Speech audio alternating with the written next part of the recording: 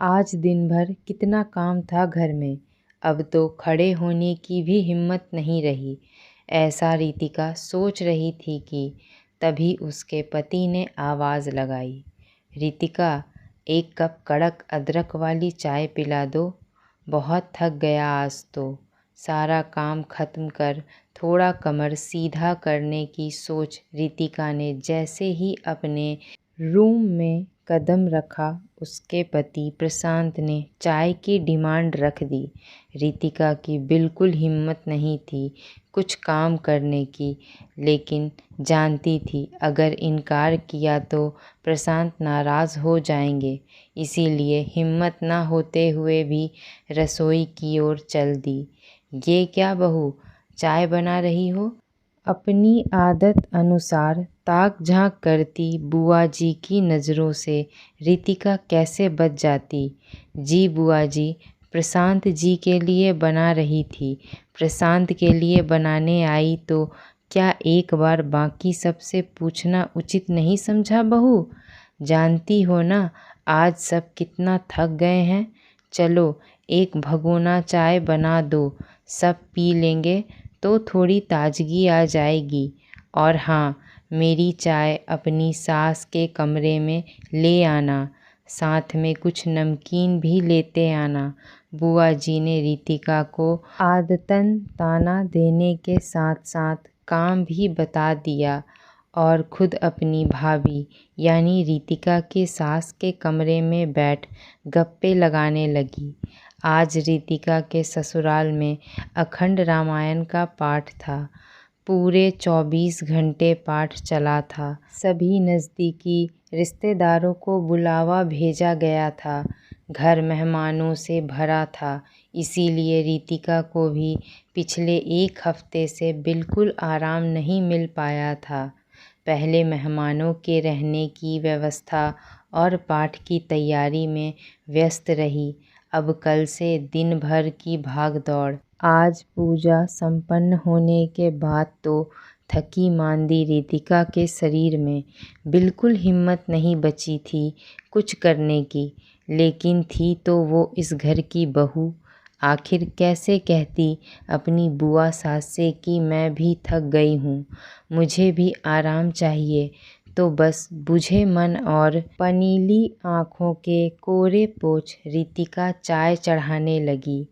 चाय की उबाल के साथ ही जैसे रितिका की यादें भी जैसे उबलने लगी। कितने अरमान से रितिका के मम्मी पापा ने उसकी शादी प्रशांत से की थी। इकलौती बेटी थी रितिका, इसीलिए मम्मी पापा के अरमान भी थे किसी राजकुमारी की तरह विदा किया था अपने आंगन से। गहने, कपड़े, लेटेस्ट कार और लाखों कैश से लदी रितिका ने अपने ससुराल की दहलीज पर कदम रखा था। क्यों उदास होती हैं समधन जी? बहू नहीं बेटी बनाकर रखेंगे रितिका को। विदाई के वक्त रोती बिलखती मम्मी के लिए किसी अमृत से कम न थे रितिका की सासू माँ के ये दो शब्द। छोटे एकल परिवार से आई थी और ससुराल मिला था संयुक्त परिवार वाला। हर तरह से रितिका सीधी संस्कारी लड़की थी। बड़े का मान रखना और छोटे को प्यार देना उसके संस्कारों में था। लेकिन कहते हैं ना, वृक्ष भी वही कटते हैं जो सीधे होते हैं। वही हाल रितिका का था। सास ससुर देवर ननंद के बीच वो बस चक्कर घन्नी बनकर रह गई थी। हर काम के लिए सब रितिका को आवाज़ लगाते और रितिका सारा दिन बस भागती रहती। अपने घर में किसी काम को हाथ न लगाने वाली रितिका सारा काम करती और आदत न होने के कारण रोज़ कुछ न कुछ चूक हो जाती। बहू की छोटी गलती भी ससुराल में बड़ी होती है और हर गलती पर सासू माँ आंखें दिखाने लगती, जाने क्या क्या बोलती रहती और हर बार एक ही आलाप रटती रहती। हाय, बहुत पछता रही हूँ एकल परिवार की लाडली बेटी को बहू बनाकर। कोई काम ढंग से करना नहीं आता है इसे। अच्छा तो संयुक्त परिवार की लड़की लाती। चाय बना चुकी थी तो सबको दे अपनी बुआ सास और सास की चाय ट्रे में ले रितिका उनके कमरे की ओर चल दी। अभी दरवाजे के पास आई ही थी कि सासू माँ की आवाज़ कानों में पड़ी। जीजी, हम तो ठगा गए समझो। ऐसी लड़की बहू बन आई है कि क्या बताऊं। कोई काम बिना गलती के नहीं करती।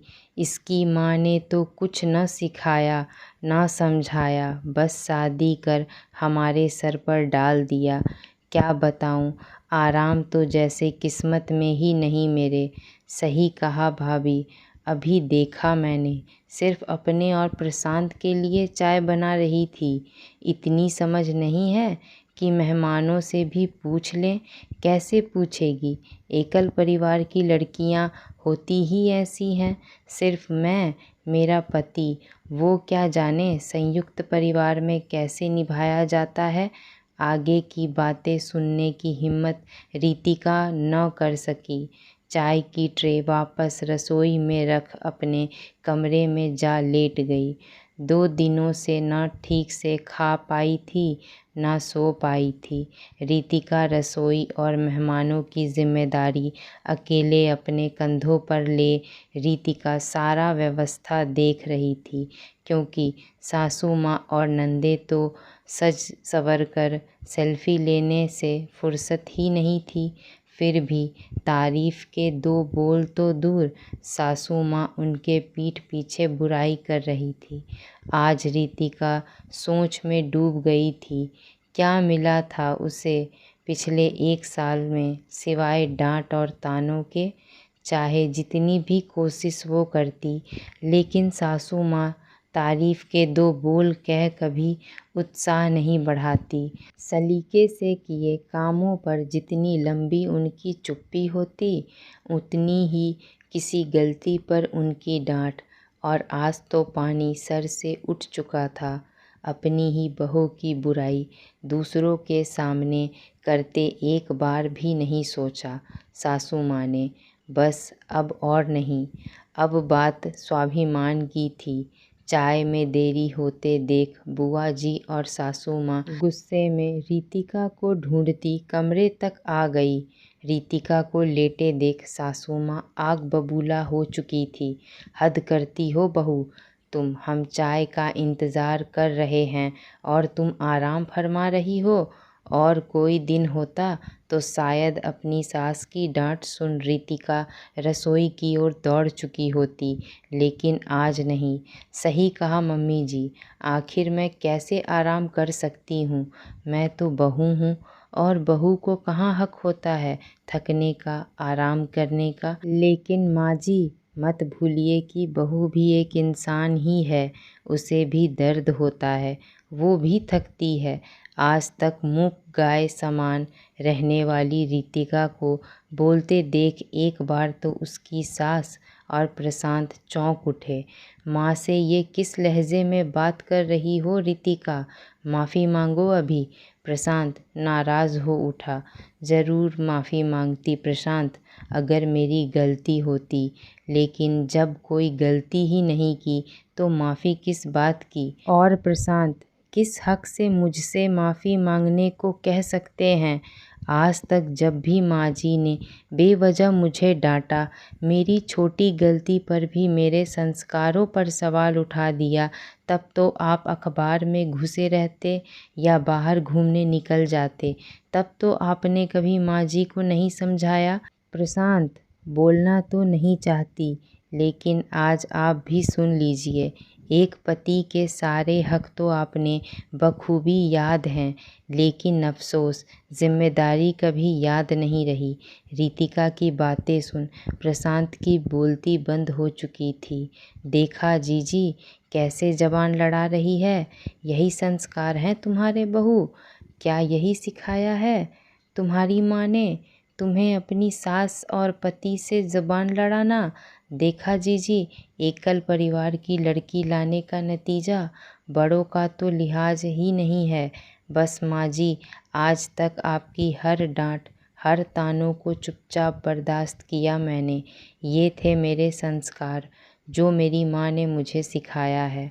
अपनी माँ समझ आपकी हर डांट को भूल जाती रही हूँ, लेकिन अब और नहीं, क्योंकि इस घर में मेरी चुप्पी को मेरी कमज़ोरी समझ लिया गया है। आपको आज तक सिर्फ मेरी गलतियाँ नज़र आईं, लेकिन मेरा उत्साह नहीं, मेरी लगन, मेरी मेहनत नहीं। और रही बात एकल परिवार की बहू लाने की, तो उसका एकमात्र कारण भी सिर्फ मेरे पिता की संपत्ति ही है। क्यों, सही कहा ना मैंने माँ जी? आज एक बात स्पष्ट कर दूँ कि अगर मेरी माँ ने मुझे बड़ों की इज़्ज़त करना सिखाया है, तो अपने आत्मसम्मान के लिए आवाज़ भी उठाना सिखाया है। इसीलिए अब और नहीं माँ जी, रितिका को अपने हक में आवाज़ उठाता देख बुआ जी और सासू माँ ने कमरे से निकलने में ही भलाई समझी। दोनों समझ चुकी थी कि रितिका अब तानों का जवाब भी देगी और बहू होने के अपने हक को भी लेगी। समय रहते रितिका ने भी अपनी सास को सच्चाई का आईना दिखा दिया था और अपने स्वाभिमान को भी टूटने से बचा लिया। दोस्तों, कई बार चुप रहने से लोग बोलने की हदें भूल जाते हैं और चुप रहने को उस इंसान की कमज़ोरी समझ लेते हैं। बिना वजह किसी को ताना मारना, कोसना और हर कामों में कमियां निकाल बिना वजह की बातें सुनाना कोई कितने दिन तक सह पाता है? एक ना एक दिन उसके सब्र का बांध टूट जाता है और व्यक्ति भी ईंट का जवाब पत्थर से देना शुरू कर देता है। किसी भी व्यक्ति के सब्र की परीक्षा उतनी ही लेनी चाहिए जितना उसके आत्मसम्मान को ठेस ना पहुँचे, नहीं तो परिणाम अच्छे नहीं होते।